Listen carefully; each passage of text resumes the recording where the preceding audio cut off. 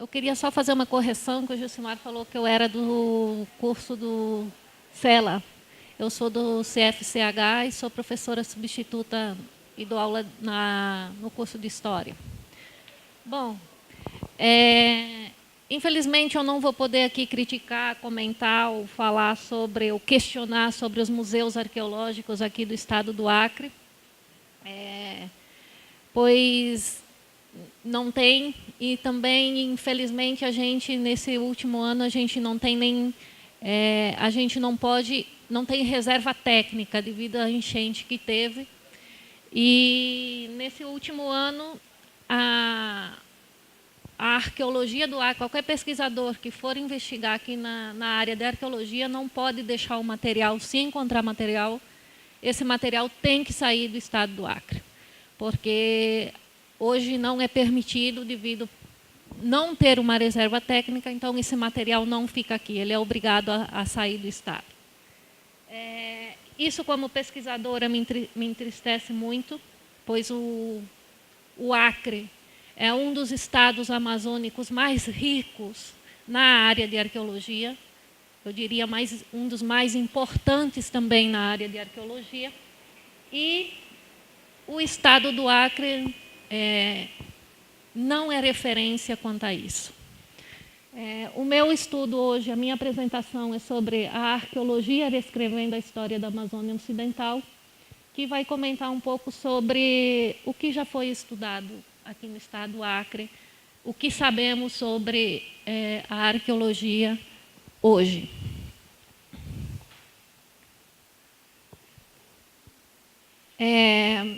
Nós podemos perceber a presença indígena como é marcante nas cidades latino-americanas, não só latino-americanas, no Brasil, no estado do Acre, nas cidades aqui do estado do Acre, a gente pode perceber o quanto que é marcante. A gente vê isso no rosto da população, no nome das ruas, nome de cidades aqui no Brasil. A gente também percebe na alimentação. A gente todo dia está comendo alguma comida que teve uma origem indígena. E também a gente vê isso no artesanato. Tanto no Brasil como aqui no estado do Acre, o quanto que é marcante essa presença indígena no Brasil.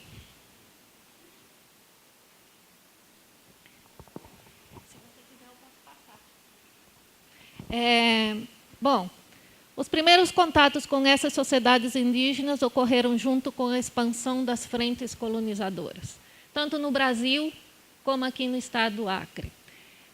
Geralmente, quando a gente faz os campos, que a gente precisa ir a campo e entrevista os donos da terra, o dono da terra onde tem o sítio arqueológico, a gente pergunta: como que era aqui antes, quando o senhor chegou aqui?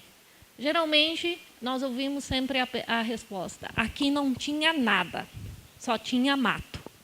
Então, a gente vê que o espaço indígena, a floresta, aqui sim havia indígenas e muitas sociedades indígenas, e não era considerado como pessoas. Então, era um espaço vazio com uma terra de ninguém. E ele estava disponível para ser ocupado e podia ser apropriado e colonizado. O impacto foi catastrófico em termos de densidade demográfica para as populações nativas da Amazônia. A gente também pode perceber isso nos relatos do século XVI, dos primeiros aventureiros que vieram para a Amazônia. Eles comentam falam muito de milhares de pessoas que viviam na Amazônia. A gente, em alguns livros, a gente encontra isso. A partir do século XVII e XVIII, isso não se ouve mais. A gente lê muito pouco sobre isso. Um dos motivos seria, essas frentes colonizadoras, elas também trouxeram as doenças, as guerras, e isso teve uma baixa densidade demográfica. Com isso, com essa baixa densidade demográfica, entre os povos indígenas aqui da Amazônia, da Amazônia contemporânea provavelmente resulta mais das vicissitudes da história colonial e do ciclo da borracha na região do que propriamente a inaptidão ecológica. E o quanto que a gente sabe dessa cultura nativa no período anterior das frentes colonizadoras? O quanto que a gente valoriza esse povo nativo anterior a 1800 aqui no estado do Acre? Ou anterior a 1500, nas frentes colonizadoras, quando os portugueses chegaram no Brasil? O quanto que a gente sabe disso? O fato é que, em termos de Brasil, a história indígena não é considerada a história da nação. Geralmente, quando a gente começa a contar a história, a gente começa a contar a história a partir do momento dos colonizadores. A gente viu na apresentação do professor Dr. Eduardo isso daqui, e a gente pode perceber também quanto aos livros didáticos que a gente tem, ou a gente estuda no ensino médio, ensino fundamental. Pode passar. Assim, todo o passado pré-colonial brasileiro, a gente conhece muito pouco. E, geralmente, esse conceito de pré-história brasileira, ele marca a ruptura entre o passado indígena e o início da colonização através das frentes colonizadoras estrangeiras. Quando a gente fala em pré-história, geralmente a gente pensa algo distante, tanto no tempo como no espaço. Geralmente muitos associam como pré-história o Neandertal, o Homo sapiens, ou as pirâmides do Egito, sempre é algo muito importante. E se a gente analisar que história e pré-história é o conceito da escrita,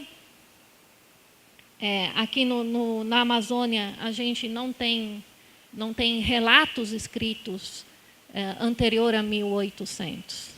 Então a gente deve ter um pouco de cuidado a afirmar sobre a pré-história.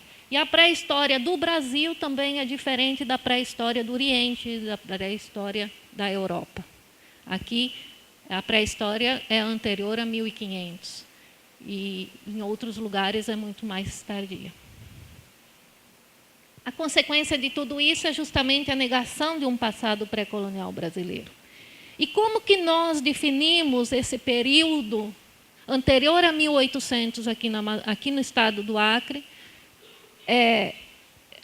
Como que a gente define isso? A história a partir de 1800 e antes disso. Como que a gente vai definir? Como a gente define esse período anterior a 1500? Pode passar. Bom, na verdade, não existe um consenso entre antropólogos e arqueólogos. Em cada livro você vê uma época ou uma data, ou às vezes até um nome diferente nesse período. Nós temos aqui na Amazônia o período paleoindígena, o arcaico, o período formativo, os cacicados amazônicos. O período paleoindígena compreende o período de 11.200 a.C. até 7.500, que, segundo a pesquisadora a doutora Ana Roosevelt, ocorreu a ocupação humana na Amazônia. O período arcaico foi o período onde a gente começa a encontrar cerâmicas e onde ocorreu a domesticação de plantas e animais. Nesse período também nós podemos pensar, talvez, que muitas muitas plantas frutíferas aqui da Amazônia podiam ser manipuladas por esse povo que vivia aqui. No período formativo, é o período de 500 a.C. até 1500 depois de Cristo. Esse é um período também muito debatido até hoje e é caracterizado pelo surgimento de sociedades indígenas com grau de complexidade. Sociedades organizadas, enfim, eram conectadas entre si, que havia comércio entre eles. E também é conhecido como cacicados complexos da Amazônia. Também esse período, muitas vezes, é chamado, a partir do ano 1000 a 1500, como período clássico. E o período, em outros lugares do Brasil, período pré-cabalino, e assim continua alguns nomes diferentes, porque não tem um consenso como se chama esse período. E para escrever esse passado anterior a 1500 ou 1800, a gente sempre recorre à arqueologia. Ela, junto com a história, ela procura amplificar o conhecimento. Ela procura, junto com a história, organizar esse conhecimento, tentar escrever o que não tem dito. E ela escreve através das evidências. A arqueologia, então, é uma ciência que estuda civilizações antigas a partir dos vestígios. E é a partir desses vestígios e restos materiais é que aprendemos sobre a cultura e o costume dos nossos antepassados. Sendo assim, a arqueologia aqui na Amazônia, ela tem sido palco de grandes debates, principalmente sobre a ocupação amazônica. Hoje sabemos, com todos os estudos que foram feitos, que a arqueologia, que a região amazônica, ela foi densamente povoada e anteriormente, pode passar, ela não era vista como um lugar propício para grandes populações. A arqueologia na Amazônia, ela começa primeiramente através dos centros, de dois centros principais, o Museu Nacional do Rio de Janeiro e o Museu Paranaense Emílio Gold, no Pará, onde eles fazem pesquisas, geralmente no Baixo Amazonas, no estado do Pará. Muitas vezes havia estrangeiros que participavam dessas escavações e eram sempre pesquisas muito... uma região tão grande, um arqueólogo que fazia pesquisas isoladas em alguns lugares. Pode passar. Primeiramente, então, a arqueologia enxergava a Amazônia como ambiente pobre para o crescimento e o desenvolvimento populacional. A pesquisadora norte-americana Betty Meggers, ela escreveu um livro sobre isso, Amazônia, a Ilusão de um Paraíso, na década de 1970, e que acredito que esse livro tenha influenciado muitos os pesquisadores da Amazônia. Até os anos 1980, 1990, esse livro influenciou bastante, porque ali ela dizia que as condições ecológicas da Amazônia não era favorável para o crescimento de grandes populações. E muitos pesquisadores, às vezes, quando escavavam e analisavam e datavam isso, que tinha uma data muito antiga, eles, às vezes, deixavam de publicar por medo de serem questionados ou desvalorizados na área arqueológica.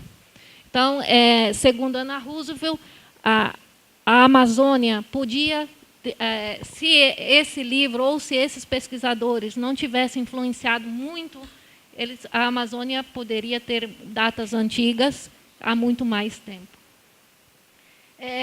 A arqueologia amazônica também, ela começa na metade do século XX com as primeiras teorias de ocupação. Júlio Stiver e Betty Meggers, eles acreditavam que a Amazônia era um lugar inóspito. Mais tarde, ela reconheceu que havia sim, podia sim existir uma grande população, mas isso já na década de 80, que nas terras firmes, que seriam as terras altas, nas terras baixas, desculpa, e não nas terras altas. Donald Lantrap, ele pesquisou a Amazônia Central, e lá ele meio que discordou um pouco com a Betty Meggers e esses anteriores, dizendo que a Amazônia Central poderia ser um modelo, ele citou um exemplo chamado modelo cardíaco, dizendo que os rios poderiam ser as artérias e veias, onde a população podia navegar por esses rios e, a partir daí, povoar a Amazônia. E também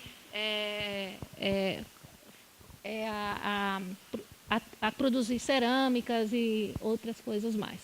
A partir de 1980, aparece Ana Roosevelt e outros pesquisadores na Amazônia, e já fala que, através com provas e evidências encontradas no Marajó, mais tarde os geoglifos aqui e outros locais na Amazônia, eles falam que sim, que a Amazônia podia sim ter condições ecológicas e suportar grandes densidades demográficas.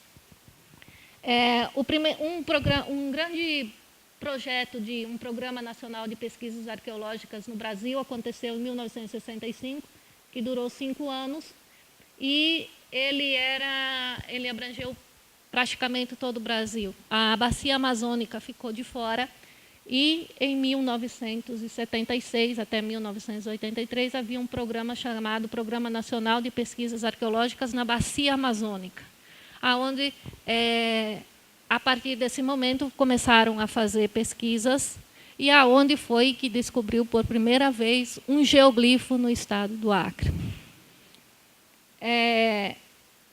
Então, a partir da década de 80, a situação muda, aparecem novas evidências, artefato cerâmico, instrumento lítico, fragmento, resto de alimentação, e, através desses vestígios, desses materiais, a história amazônica ela se estende até 10 mil anos atrás, ou 10 mil anos antes de Cristo. Em alguns casos, ela foi também reavaliada e vista que ela, sim, podia suportar milhares de pessoas. Então, chegando mais próximo, aqui no estado do Acre, o primeiro registro foi encontrado em 1977, eu acho que até aqui nessa sala, não sei se nessa sala o Jonas participou dessa escavação, não foi? E, nessa época, foram encontradas 8 estruturas, mas ela não foi, não havia como visualizar a dimensão dessas estruturas, desses geoglifos, elas acabaram passando, não deram tanta importância para ela na história local, na história da Amazônia. Primeiramente, devido às ferramentas utilizadas, não tinha... Hoje, a gente encontrou, a partir de 2005, muitas dessas estruturas por causa do Google Earth, das imagens de satélite. Então, e a gente viu a quantidade, a grande quantidade que tem desse tipo de sítio arqueológico aqui no estado do Acre. E naquela época, como as ferramentas não ajudavam muito, a posição também, não havia GPS, então hoje em dia muitos dos sítios que foram encontrados nessa época, que foram encontrados sítios também que não eram geoglifos, é difícil de localizar, porque a referência é sempre à esquerda do rio, a 20 passos. Então, assim, é complicado de identificar aonde fica esses sítios arqueológicos. Mas seria importante que futuramente a gente pudesse fazer um estudo, voltar a estudar esses sítios, a encontrá-los eles e estudar. Bom, a partir do ano 2000, houve outras escavações, acharam outros sítios arqueológicos, então no ano 2000 tinha 32 estruturas. As investigações sistemáticas aumentou em 2005. Em junho de 2012, quando eu apresentei a minha dissertação de mestrado, foi contabilizado 291 geoglifos. Na época, em 2011, era o máximo que a gente tinha encontrado. Atualmente, agora em novembro de 2016, essa planilha está atualizada até mais ou menos a novembro de 2015, porque eu tive que parar de atualizar para mim concluir a minha tese de doutorado. Ou eu atualizava a quantidade de sítios arqueológicos sendo encontrados, ou eu fazia a minha tese, porque as duas coisas ao mesmo tempo era quase impossível. Então, quando eu apresentei o meu doutorado, eu tinha, no total, entre Brasil, compreendendo o Acre, Rondônia e Amazônias, e Bolívia, na fronteira ali da Bolívia, a gente tem 818 estruturas arqueológicas. Fora os sítios arqueológicos que não têm estruturas. Esse número, se incluir aqueles sítios arqueológicos que não têm estruturas e só encontra material cerâmico, vai aumentar, acho que vai chegar próximo a 1000 sítios arqueológicos. A cronologia desses sítios arqueológicos, somente geoglifos ou de estruturas. Nós podemos ver aqui nessa, não aparece muito bem, achei que era maior aqui, os dados, as datas calibradas. O mais antigo sítio datado foi 2500 a.C., ou seja, 4.500 anos atrás. Tem uma diferença muito grande do segundo mais antigo, que é uma diferença de 1000 anos, que é 1500, do ano 1500 antes de Cristo. É importante observar que desse total de 523 geoglifos aqui no estado do Acre, essa datação ali são mais ou menos de 20 sítios arqueológicos. Então, precisa ser mais datação, isso é só uma média. Então, esse de 2500 a.C. é um único só que tem essa data. Mas se você observar que de um total de 523, a gente precisa-se muito. A data mais recente da construção de um geoglifo seria o ano 1229 a 1386. Então, portanto, segundo essas datações que estão aqui, os geoglifos foram construídos até o ano 1386. Então, eles pararam de construir nessa época, ninguém sabe por quê, ninguém sabe aonde foi esses nativos, não se tem notícias e também precisa-se estudar sobre isso. Aqui também a gente pode ver que essa linha vermelha ali, a quarta linha desse lado para lá, a maioria dos geoglifos foram datados entre o ano 0 e o ano 1300. Os geoglifos, na verdade, na minha dissertação de mestrado, houve uma grande polêmica, porque eu escrevi que eram desenhos. Na verdade, isso me criticaram muito, porque eles falaram que a função de um geoglifo, dos sítios arqueológicos, falando de sítios arqueológicos aqui no Acre, eles não têm a função de ser desenhos. Eles têm outra função atrás disso. Então, eles me recomendaram a falar de estruturas, porque a função do geoglifo não era ser um desenho, e sim ter uma função que depois a gente vai ver as hipóteses dessas funções. A gente encontra geoglifo de todas as formas, elas são retângulos, quadrados, círculos duplos, montículos. Às vezes a gente encontra eles em conjuntos, tendo até 5 estruturas, uma ao lado da outra, ou geoglifos, um lado do outro. E, às vezes, a gente encontra esses sítios arqueológicos isolados, só tem uma estrutura. Esse do meio ali, chamado de tequinho, ele é um dos mais interessantes, porque tem ele e mais 3. Um está próximo, esse aí, o outro é em Lábrea, que tem 3 valetas. Não são 2 valetas. Então, aqui no estado do Acre, tem ele e outro, mas está muito próximo desse daí. E também nós temos uma variedade grande, que esse primeiro ali do lado a gente não consegue ver, mas são linhas. Elas têm até, às vezes, elas são uma valeta pouca profunda, e ela chega até 2 quilômetros, 5 quilômetros em linha reta. Então, esse geoglifo tem o nome de Sol de Maio. Bom, e os geoglifos é muito interessante, cada geoglifo tem uma história. Nós podemos... Cada geoglifo é um mais interessante do outro. Você conversa com o proprietário da terra, ele vai contar alguma coisa interessante nesse sítio.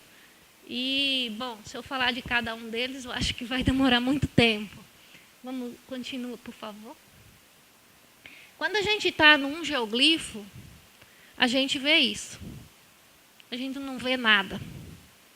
A gente está... Essa foto eu estava no meio dele, e eu só sabia que ali tinha um geoglifo por causa da valeta que eu passei. Então, se eu contornar essa valeta, toda ela, ou eu chego de uma ponta ao outra, ou ele vai ser um quadrado, ou um círculo, uma dessas duas, um quadrilátero ou circular, ele vai ser. Algumas são formas abertas também. Para vocês terem uma ideia, a média do tamanho dos geoglifos, imagina 2 campos de futebol, um no ladinho do outro, e aquele fosso que não tem nos campos de futebol, aquele fosso separando o povo do campo, é mais ou menos assim. Eu fui só uma vez, eu não conheço muito bem. Tem um fosso, então o geoglifo tem esse fosso. O geoglifo com maior profundidade tem 5 metros de profundidade, então esse fosso é bem profundo e chega a ter até 14 metros de largura. Então ele é meio arredondado assim. A média é 1,60 m. Então, o fosso de todo esse montante de 523 aqui no estado do Acre, a média da profundidade dessa vala é 1,60 m. E a largura são 12 metros. Pode passar, por favor. Cada pontinho desses que vocês estão vendo aí é um geoglifo. Os pontinhos pretos são circulares. Na verdade, na minha tese de doutorado, eu tive que reunir em grupos, porque era círculo imperfeito, círculo oval, circunferência arredondada, círculo com círculo dentro, quadrado torto, quadrado imperfeito. Então, cada um pesquisador que ia lá colocava um nome diferente. Então, eu agrupei eles em 4 grupos, coloquei tudo que tinha de forma circular, eu chamei de circulares. O que tinha 4 lados, se era retângulo, quadrado, retângulo com borda arredondada, retângulo com meia-lua dentro. Esse daí já foi para duplos, desculpa. Foi para os geoglifos duplos. Então, o que tinha 4 lados ficou quadriláteros. O pontinho vermelho, que vocês podem ver ali no mapa, são de 4 lados. Tem os duplos, que são esse cor azul água aí, que era, por exemplo, um círculo dentro de círculo, um quadrado dentro de círculo, 2 círculos, 2 quadrados, um dentro do outro. Então, eu chamei de duplos. E outras formas que seriam, por exemplo, tinha um codiforme, que era em formato de coração. Tinha outros que era tipo só linhas, lineal. Outro em forma de meia-lua. Então, esse daí foi para outras formas. A gente pode observar que temos tanto geoglifo na Bolívia, aqui embaixo, em Rondônia. Rondônia é um dos estados que já foi bastante desmatado e foi o menos que encontramos geoglifos. E no estado do Acre, principalmente lá no Amazonas, na fronteira lá, foi muito pouco desmatado e é o local que a gente mais encontra geoglifos. Então, assim, cada geoglifo que está aí foi encontrado em área aberta. Aqui eu fiz a quantidade de geoglifos por município no estado do Acre.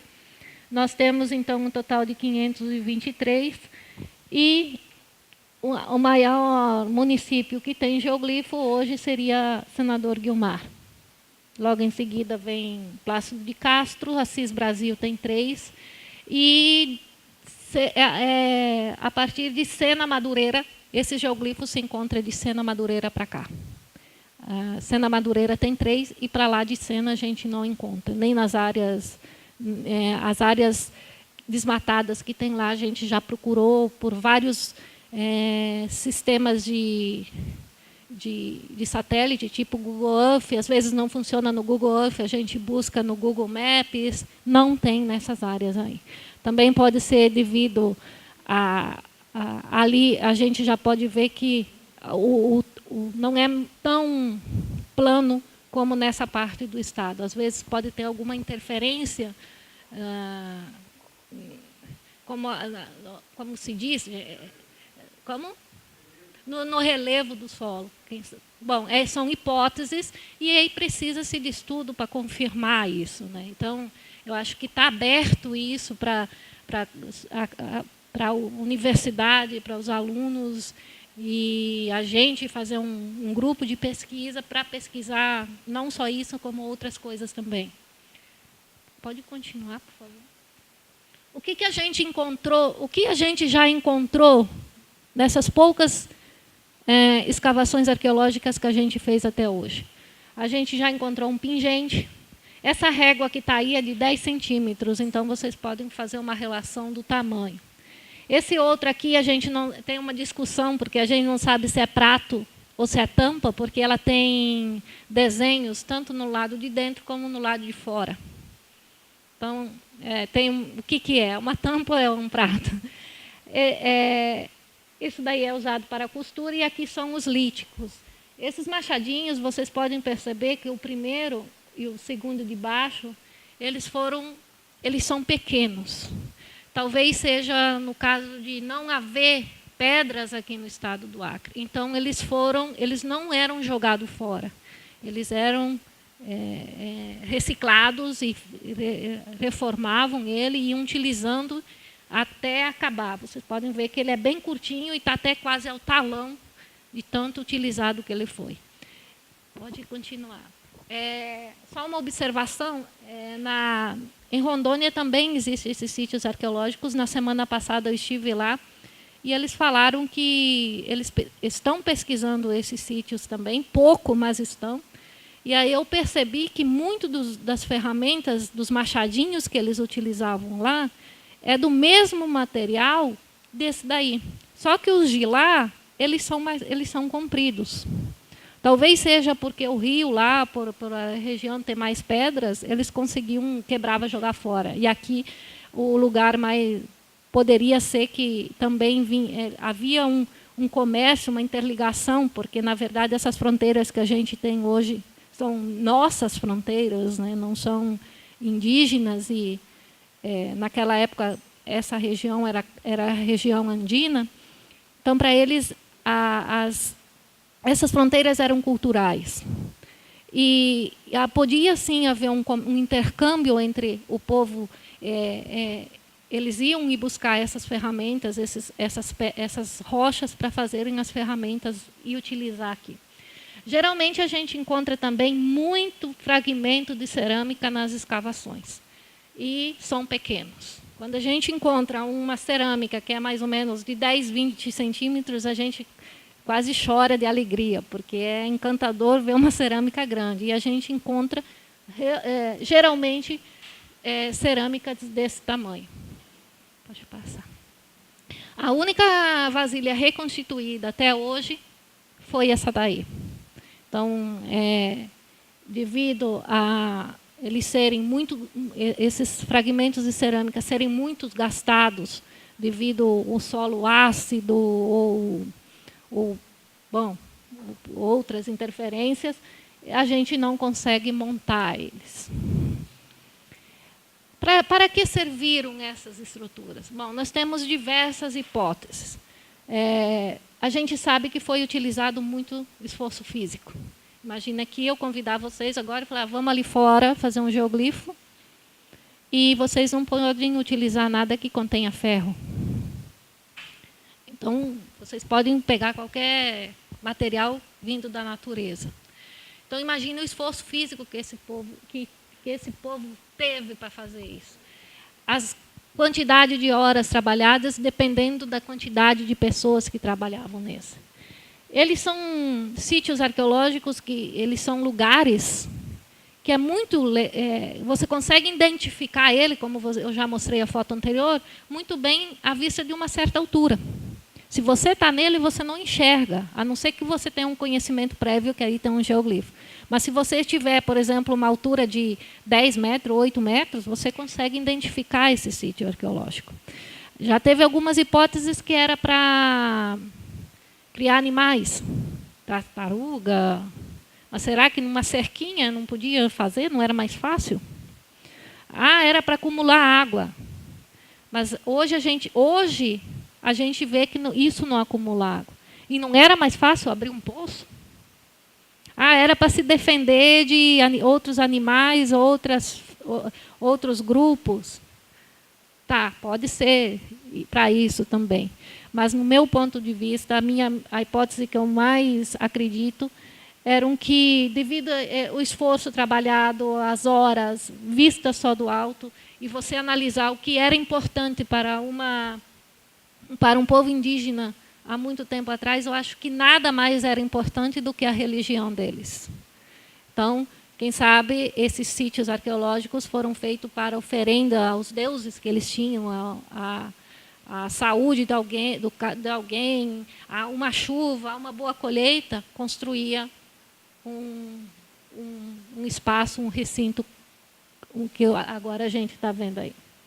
E esses sítios arqueológicos, junto com outros, tipo os sítios arqueológicos da cerâmica do Marajoara, eles mudaram, eles estão reescrevendo a história da Amazônia.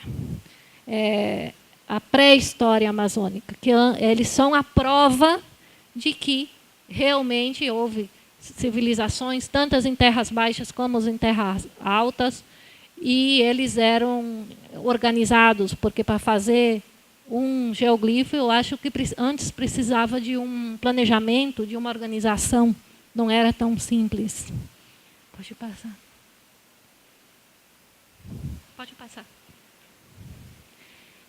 Muitos desses sítios foram destruídos, alguns proposital, outros porque não sabia que existiam.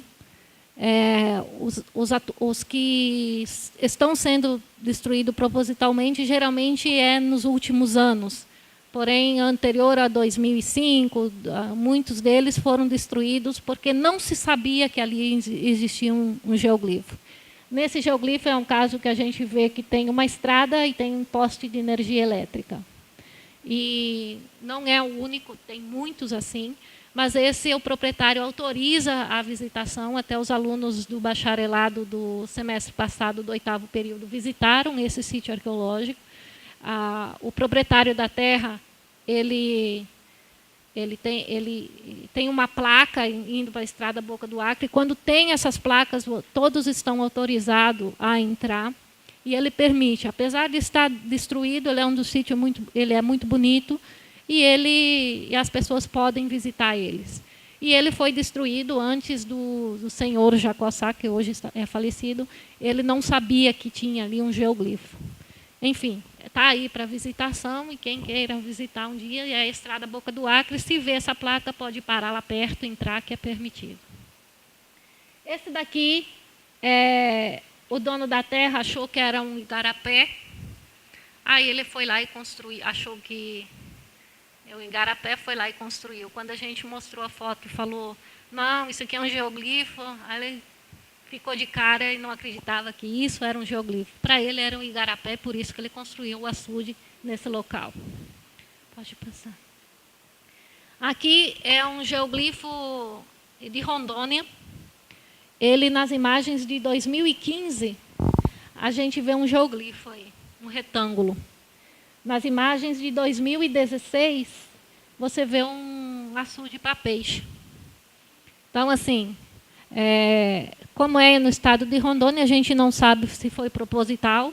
E ele, como havia essas valetas ali, ele já pensou, não, vou fazer aí, porque já não precisa retirar a terra daí.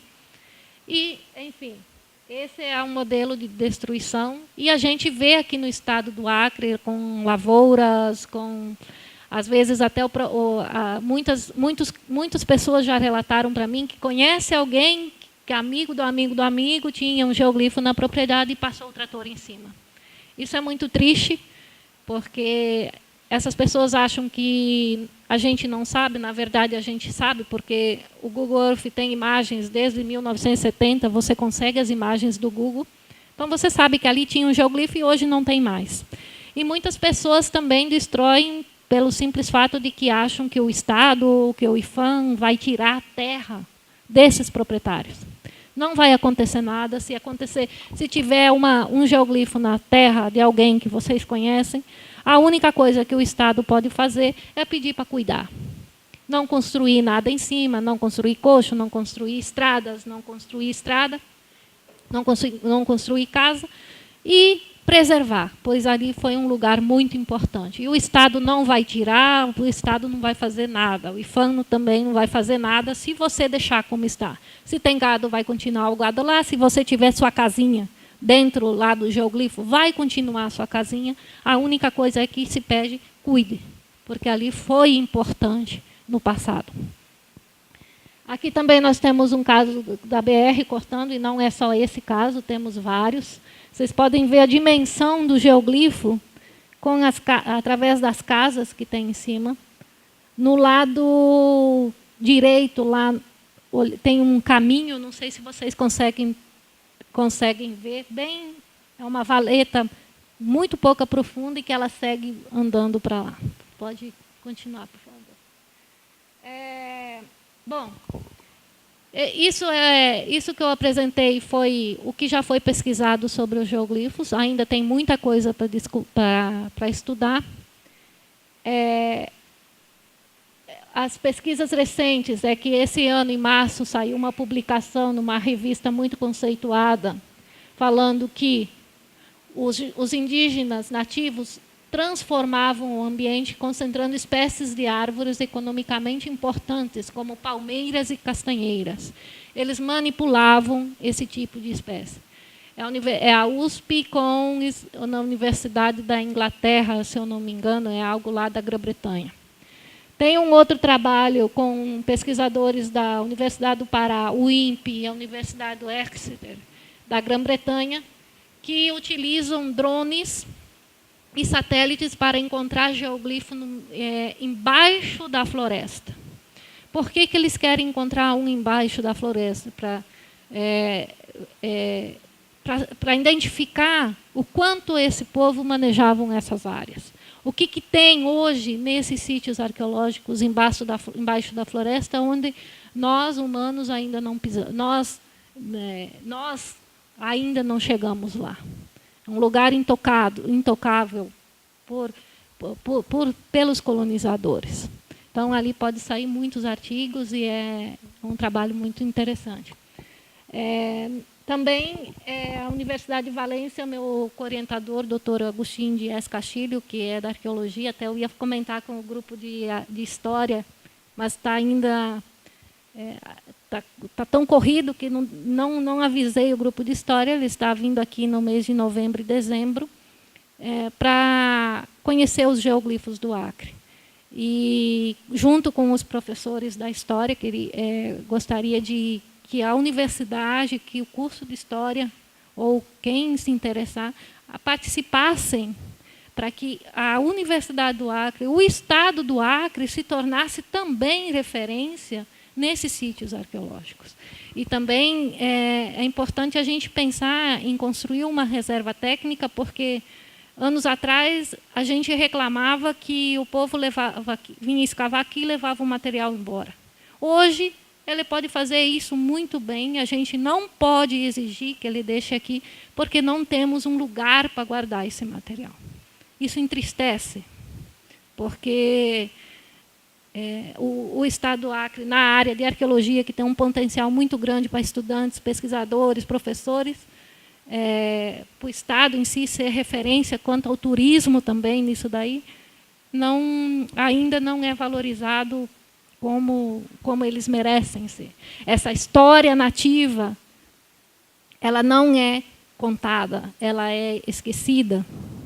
Como o professor Eduardo falou, ela é contada a partir de 1800. Anterior disso, era uma terra de ninguém, que não havia ninguém. Mas nós temos os geoglifos aí, temos potencial para estudar neles, temos 523. Então, acredito que dá para muitos pesquisadores, durante muito tempo, estudar isso. E ainda não tem essa valorização. E eu espero que um dia o Estado do Acre, a universidade, seja referência quanto à arqueologia, quanto aos geoglifos, que as pessoas venham procurar a universidade, venham procurar o Estado do Acre para estudar esses sítios arqueológicos e que não tenham que ir para outros lugares. Bom, para continuar. Ainda há um longo caminho para percorrer em busca do passado amazônico ocidental. Essa é uma foto com os alunos que foram visitar os geoglifos. Até tem vários professores aqui, professor Enoque, professor Dourado, Janaira, bom, e entre outros. E eu acredito que saia um pesquisador, porque eles ficaram muito entusiasmados com isso, e a Universidade do Acre, o curso de História, acredito que a partir mais para frente, ou agora, tem esse olhar, que foi muito interessante os alunos terem ido lá. Gente, muito obrigada.